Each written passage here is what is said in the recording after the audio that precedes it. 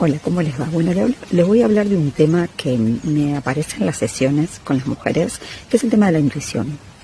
En general, nosotras intuimos algo ante una situación, ante, no sé, una nueva pareja, una nueva cita, una entrevista de trabajo, o lo que surja, y tenemos una percepción en el cuerpo, una sensación como rara. ¿Qué hacemos? Enseguida racionalizamos y justificamos. Ay, no, debe ser que soy exagerada. Ay, no, debe ser que como hace poquito que, bueno, o hace mucho que no estoy con alguien, entonces me estoy boicoteando.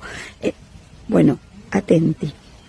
Hay que darle bolilla a la percepción y a esa sensación que yo tuve de esa situación. Preguntarme qué es lo que me está pasando. ¿Sí? ¿Por qué? Porque la mayoría de las veces, el 90% les diría, tuvimos razón de tener esa sensación de que algo no nos cerraba. Atenti.